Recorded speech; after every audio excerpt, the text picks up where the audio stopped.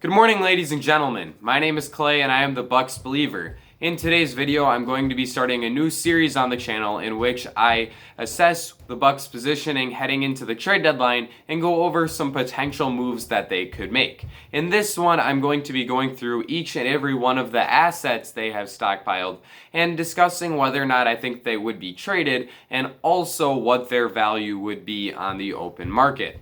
Let's start off with the draft assets. Obviously, the two biggest assets that they have in this department would be their 2021 and 2023 first-round picks. However, they are unable to trade those because of the Stepien rule, so they're going to have to focus on using second-round picks in order to incentivize opposing teams to make trades. They have their own second-round picks in 2022, 2023, 2024, and 2027, as well as the Indiana Pacers' 2025 second-round pick. None of those are particularly enticing, and I certainly don't think that they're going to be able to net the Bucks a true player who can start on a playoff team, but I do think that they certainly are some value that the squad can add on to some contracts in order to incentivize teams to make a deal. In particular, I think that the later picks, as well as that Indiana pick, might have quite a bit of value because there's less of a guarantee that the Bucks will be good at that point than there is right now when they have a big three of Giannis Antetokounmpo, Chris Middleton, and Jrue Holiday. With that being said, let's move on to the players. There are four guys here that I view as untouchable, and that would be the big three that I just talked about, and also Thanasis Antetokounmpo. Thanasis is Giannis's brother, so I think that it would be a pretty poor decision on the Bucks' part if they were to decide to move on from him. So I think that he's someone that's probably pretty safe to stay on the roster for the foreseeable future, along with obviously Giannis, Chris, and Jrue. So let's talk about all of the guys that I think could potentially be moved and what I think their value would be if they were available. We have to start with Brook Lopez, as he's the guy who I've seen most frequently in Bucks trade rumors. Lopez is someone who is making $12.6 million this season and is on a 3-year contract. That contract might be a bit of a detriment to his trade value, as Lopez is getting up there in age, he's getting into his 30s, and when that happens, players usually regress. So I could see Lopez not having the same level of value you would usually expect from a starter because of his age. And also the contract, of course. But Lopez is still a good player. He's still someone who can protect the rim at a high level. He's a solid floor spacer on offense, and he can score the ball in the post if he absolutely has to. So I do think that a team would be interested in acquiring Brook Lopez. However, the team that would be interested in doing so is probably another competitor that is looking to make a run in this year's playoffs. So for that reason, I think that Brook being traded is highly unlikely. In addition, he's really important to what the Bucks want to do on the defensive end of the floor, and his ability to protect the rim in the paint is so valuable. So I'd be pretty surprised if Brook were moved on from. The next highest paid player for the Bucks is DJ Augustine.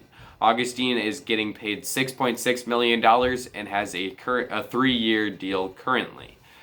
The thing with Augustine is, once again, he has that long-term deal and he's up there in age. Augustine has underperformed that contract that I thought might actually be a bit of a steal when the Bucks initially signed him. So I have a hard time believing that any other team would be willing to trade for him unless it was mostly just as a contract filler. And considering the Bucks don't have any first-round picks to attach to that contract, I have a hard time seeing DJ getting moved as well. The next highest paid player for the Bucks is Pat Connaughton. Connaughton is a bit of a more interesting trade chip because he is on a $4.9 million deal over the next 3 seasons, and I think that that is probably a pretty team-favoring deal, as I do think that Connaughton is a very solid role player in today's NBA. He appears to have taken a jump with his jump shot, you could say, this season, and that makes him a really solid player for teams to trot out in big-time minutes. So for that reason, I wouldn't want to trade Pat if I were the Bucks, but if it takes him to acquire an upgrade at the wing position, I do think that he's someone other teams would have interest in and is a potential mover at this year's trade deadline. DJ Wilson is the next highest paid guy, as he's making $4.5 million this year, and he might be the most important trade chip that the Bucks have because he's on an expiring contract. Expiring contracts have quite a bit of value in the NBA because it allows teams to have plenty of cap space at a season's conclusion. So if someone was looking to trade for DJ in order to have that money come off their books at season's end, it certainly could be something they look into. In addition, he's still fairly young and has some glimpses of potential because he's an athletic 6'10" guy, but in actual NBA minutes, he's been pretty bad so far. So if I were to guess, I would say that his value is as nothing more than an expiring contract. Donte DiVincenzo and Bobby Portis are the next two guys. Portis is making $3.6 million for the next 2 seasons, and DiVincenzo is making $3 million the next 2 years. I kind of grouped these two together because I think they are in similar situations. DiVincenzo in particular is very valuable to the Bucks. He's probably the best shot that they have in significantly improving as this season goes on, as he is still a young player, and he appears to have improved certain aspects of his game this year that he was struggling with a little bit last season.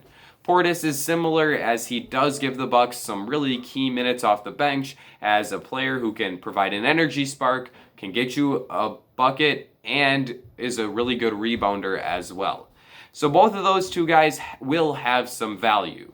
Do I think that either of them gets traded? No, probably not. The reason why is that they're both on very team-friendly contracts, as they are making between $3 and $4 million per year, and it's going to be hard to find an upgrade at that level of contract because of how good both of those two guys are. So to me, I think those are two keepers for the Bucks and two guys that I would not expect to get traded. At this point, we're getting down to some pretty slim pickings, as just about every player here is on a minimum deal. Bryn Forbes is getting paid $2.3 million for the next 2 seasons. He's not really someone that I expect to have the most trade value, but he is a good shooter. I don't think the Bucks will move on from him for that reason. He is able to space the floor out and give some really nice minutes for the Bucks coming off the bench. In particular, the inverted pick and roll with Giannis appears to be a pet play of Mike Budenholzer's, and something that I could see the Bucks going to a bit more frequently come playoff time. If he were to get traded, I don't think that the Bucks would be able to get much in return for him, both because he's on such an inexpensive deal and it's hard to find good players for that cheap, and also because, well, I just don't think that Forbes would be able to garner much in return. Tory Craig is on a $1.6 million deal on a 1-year contract. A lot of what I just said about Forbes can also be said for Craig. He is a guy who really has not performed the way I thought he would with the Bucks, as he's gotten very scarce minutes, and in those minutes he's played well, but he just hasn't been a consistent enough weapon in Mike Budenholzer's rotation to really warrant much in return. In addition, he is also on a very cheap contract, and it's going to be hard to move off of him and bring in someone that is better. Jordan Nora and Sam Merrill are 2 young guys that are making just $898.3 thousand this season, and as well as next year. I think both of those 2 guys probably have some value, as they both are young and they do have some potential as jump shooters that teams could look to capitalize on, but because their contracts are so cheap, they certainly could not be a centerpiece in a deal and would more likely be an additional sweetener to add to a trade package that would try to convince an opposing team to get a deal done. The last guy here is Mamadi Diakitay. Diakitay is on a 2-way contract and has yet to play a game with the Bucks. He's flashed some potential in the G League bubble, so I do think that, similar to Merrill and Nora, an NBA team could look to get him thrown into a deal just to provide that little extra sweetener. But do I think that he'll actually get traded? Probably not. There's not much value to be had here with Diakitay. That is kind of a summary of the Bucks' current assets.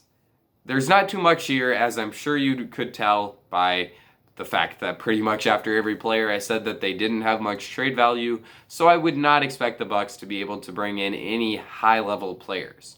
I do think that they could potentially bring in a guy who could give them some solid minutes off the back end of the bench, and that's probably what they're going to be looking for, as their starting lineup appears to be pretty set with Holiday, Divincenzo, Middleton, Antetokounmpo, and Lopez in the starting five. If they can add some wings off the bench, that will certainly be a nice boon, and I will make a further video discussing some potential trade possibilities that I could see occurring. Let me know what your thoughts were on this video in the comment section down below. Leave a like and subscribe if you did enjoy this video. That's going to be it for me. Ladies and gentlemen, I'll see you all again very soon.